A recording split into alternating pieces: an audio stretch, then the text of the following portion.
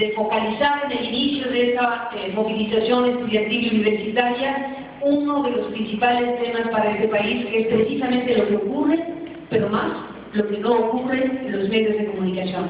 Cuando decían las muchachas y los muchachos gritándole a las televisoras o gritándole a las radioemisoras en diferentes lugares del país que lo que se necesitaba en México era una democratización de los medios, estaban hablando precisamente de ese insumo fundamental, de esos derechos fundamentales de la población a estar informados, a tener opciones, a diversificar, a tener posibilidades de información, de noticias y de opinión y de ejercicio crítico para poder tener criterio, para poder tener idea de lo que es la realidad, para poder tener opinión, puntos de vista, postura y todo lo que significa tener información como una herramienta propia de la ciudadanía. Los jóvenes no es que se hayan inventado el tema, porque el tema está ahí desde hace muchos años. Los jóvenes lograron colocar ante la opinión pública con inteligencia, con imaginación, con irreverencia, un tema que de décadas atrás se ha discutido en las universidades, en las organizaciones que se han creado para favorecer el derecho a la información, en el mundo académico, en el mundo de los especializados. El tema, como dicen ya los clásicos, está sobrediagnosticado. Es evidente que México vive una realidad absolutamente contraria a las nociones básicas de una vida democrática. Es imposible que un país pueda tener para su sociedad un conjunto de medios de comunicación libres, independientes, competitivos entre sí, que ofrezcan la mejor información y contenidos a su audiencia, si tenemos un sistema de televisión duopólico.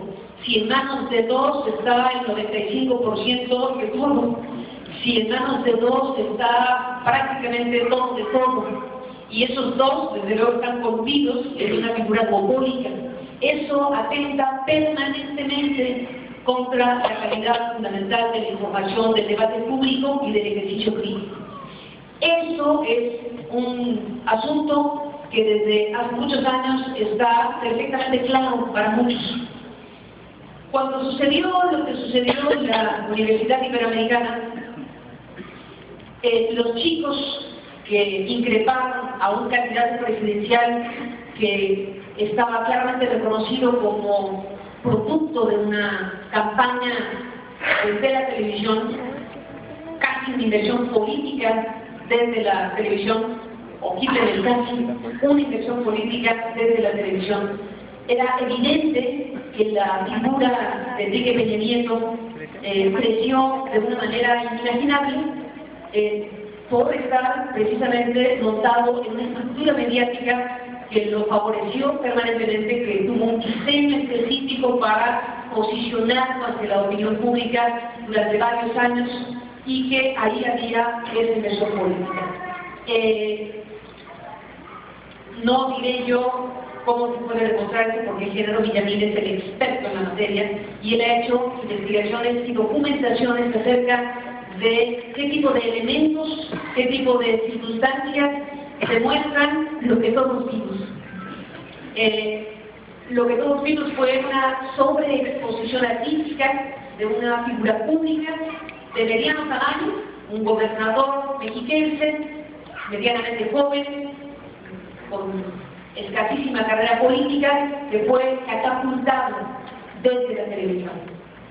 Cuando llega este candidato con esas características, cuando llega a un foro no controlado, en donde los jóvenes preguntan, critican, increpan, le reclaman precisamente esa condición que dio al traste a una noción básica de la democracia, que es la equidad.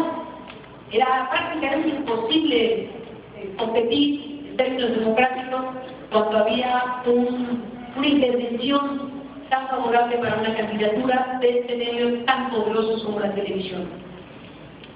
Se da el fenómeno en donde ellos preguntan, ingresan y tal cosa, y cuando ven la televisión ven que no sale lo que sucedió.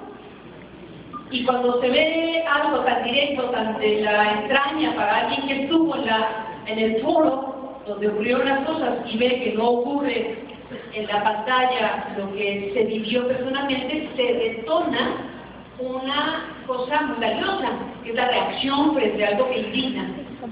Y que es el darse cuenta de primera mano, aún a sus cortas edades, del significado profundo que tiene saber, porque se estuvo en el lugar de los hechos, que no se está informando de lo que sucedió. Y se da un fenómeno muy estimulante, que es la reacción y la organización de unos jóvenes universitarios que dicen, precisamente por eso es que este país no tiene lo que requiere un país, que es el dinamismo democrático para transitar en favor de la sociedad.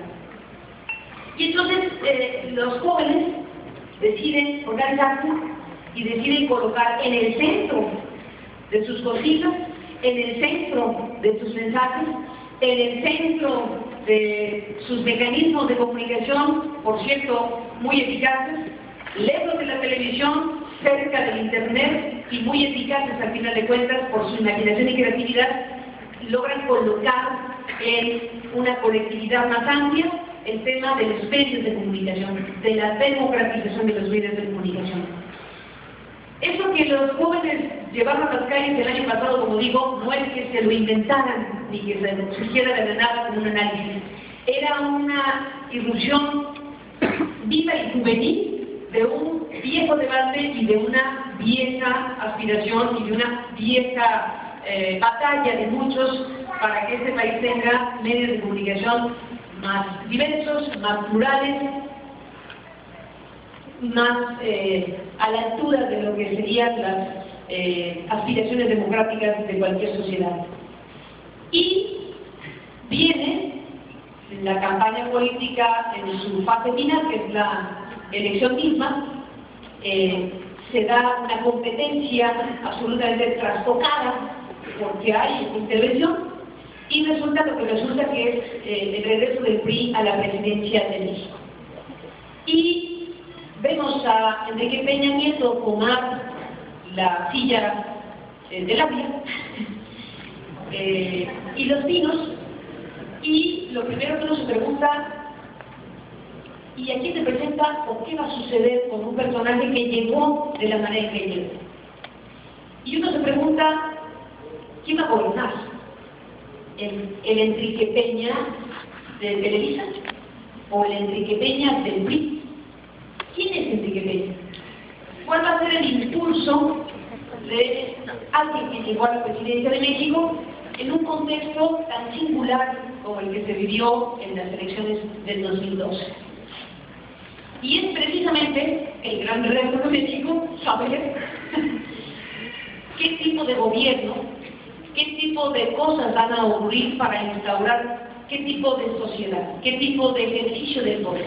No qué tipo de sociedad, porque al final de cuentas eso es otra dinámica que se dará, pero la gran interrogante y el gran reto hoy para nosotros es tratar de entender, casi de adivinar por momentos, las claves que nos vayan conduciendo a saber si estamos frente a nuevas formas de ejercicio político que abran espacios para la democracia, para la competencia en los medios, para la pluralidad, o lo que estamos viendo son nuevas claves para que se reinstale en la medida de lo posible un cierto tipo de ejercicio de poder que muchos de ustedes no conocieron porque son muy jóvenes, pero que varios de los acá sí lo sabemos, que es la reinstauración de la hegemonía priista que duró 70 años. ¿Qué tanto del régimen priista que duró estas 7 décadas con una, entre comillas, eficiencia política inaudita, que transfirió de sexenio a sexenio los poderes, bueno, sexenio hasta Lázaro Cárdenas, aunque eran 4 años, pero que fue transitando o transfiriendo los poderes en una lógica en donde el PRI mantuvo la hegemonía en la presidencia de la República tanto tiempo. Un reto mayúsculo es saber si ese ADN del PRI está trabajando para reinstaurarse en la medida en que nos dejemos, en la medida en que nos agarren descuidados, en la medida en que no entendamos las claves de que si se piensa hacer una cosa con rostro de apertura y democracia, en el fondo pueda tener otras intenciones. Y creo que ese es el reto principal. Yo no dudo que lo pretendan hacer. La pregunta que me hago es si la sociedad y el país y los medios y la clase política y los intelectuales seremos capaces de identificar lo que sí camina a favor de nosotros y lo que parece que camina a favor de nosotros, pero que podría tener al final de cuentas una consecuencia contraria. ¿Cómo saberlo? Bueno, entre otras cosas, este tipo de foros nos ayudan a pensar y a hablar de temas y a decir, bueno, hablemos de la iniciativa de telecomunicaciones, que a mí siempre cuando hay unanimidad yo digo, la unanimidad me parece siempre sospechosa, a menos que se trate de que le ganemos a Honduras. Por ejemplo, si ganamos a Honduras, seremos felices 100%. ¿Tú le vas a Honduras? Ah, unanimidad y unanimidad. Bueno, el tipo de reacciones que se dan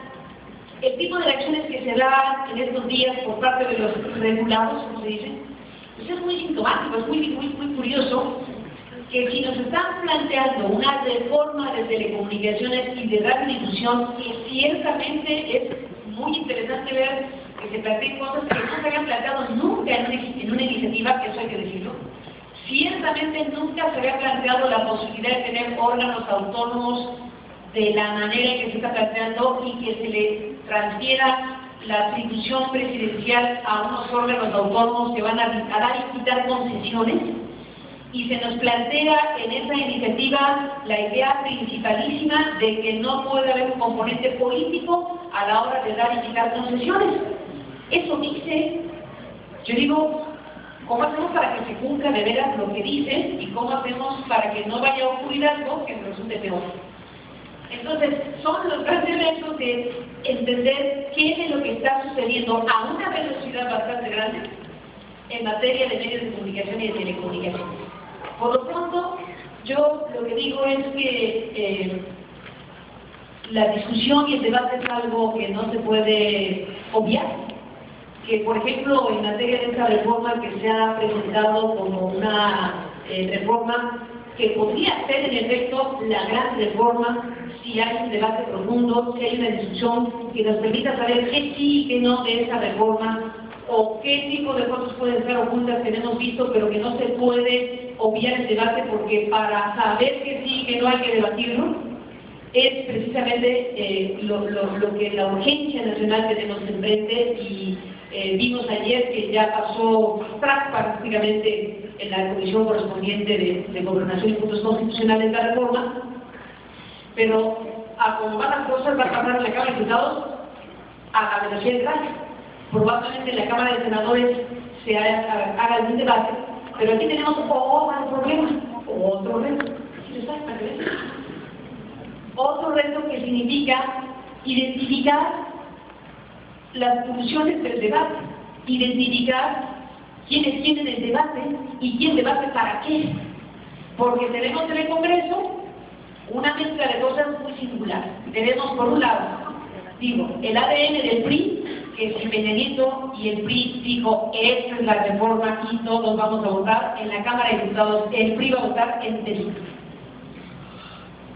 El PRD parece que también y el PAN sin sabe, vamos a ver qué pasa. Pero ahí tenemos ya una parte fundamental de un debate que no se dará porque hay una discusión propia precisamente de este régimen que se supone se había ido y que podría estarse reinstaurando con ganas de aprobar una gran reforma, pero reinstalando una manera de ejercer el poder que es el presidente dijo. Y entonces ahí, con motivo de la gran reforma, con naturalidad vemos que el presidente dijo y los periodistas votaron. Entonces, es un conjunto de cosas que todas juntas nos están ocurriendo apenas a los 100 días de gobierno. El tipo de reacción que hemos visto de los gigantes, yo digo, llama mucho la atención porque yo me pregunto si hubiera reaccionado como reaccionó Televisa o el CIN o los actores principales de esta hiperconcentración que se supone se va a desmontar. Si se les va a afectar de la manera en que se nos dice que se les va a afectar, ¿por qué se alegran? ¿O por qué se alegran tanto? Bueno, y entonces uno que es mal pensado, dice,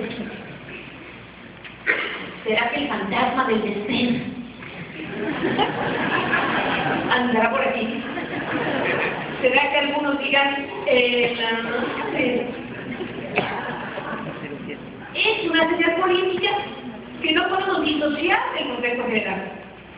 ¿O de verdad creemos que lo de la maestra del ser es la acción de la justicia impoluta que dijo, vayan por ella porque se lo merece?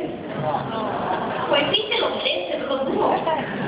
La pregunta y el reto es saber si esa acción político-judicial puede estar aislada de lo que está por suceder en materia de telecomunicaciones, en materia de debate energético y de apertura en Pemex y de lo que debe. Lo que sucedió con el Bester Gordillo, desde luego nos recuerda al Pinaco, desde luego nos recuerda a Salinas, desde luego nos recuerda a esa manera tan del régimen que nunca se fue de utilizar los instrumentos de la justicia para emitir las señales necesarias para decir, este es el ejemplo de lo que le puede pasar a cualquiera. ¿Quién dice que no haga reforma? ¿Quién se opone a la reforma? ¿Quién levanta la mano? Y entonces estamos frente a este sabor mixto, en donde uno dice el pequeño gustillo de que la maestra está en la cárcel, pero la terrible preocupación del mensaje que se envía porque está en la cárcel para que se mande la señal para los demás.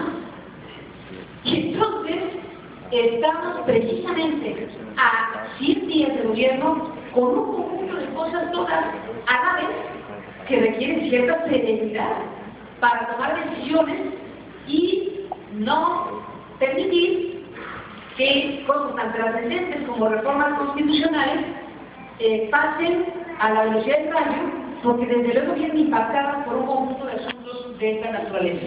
La sociedad mexicana tiene derecho a saber de qué entregados va la reforma, qué contiene, qué no conviene, una discusión pública para saber si a un país como este le conviene o no. No digo ni sí ni no, digo que hay que discutirlo. Que abramos la inversión extranjera al 100% en telecomunicaciones, pues puede ser que sí, puede ser que no, pero hay que discutirlo y saber qué argumentaciones dan los que saben y las posturas encontradas para que la sociedad diga, pues sí o no. Y los propios legisladores, ¿conviene o no conviene que se abra la inversión extranjera al 49% en la radiodifusión? Pues a lo mejor sí, pero a lo mejor no, o cómo. ¿O qué pasa en otros países? ¿Dónde funciona? ¿Dónde no? ¿Qué impacto tiene? Eso es algo que se come con información. Eso es algo que se mastica con datos, con debate, con discusión, con contraste, con claridad.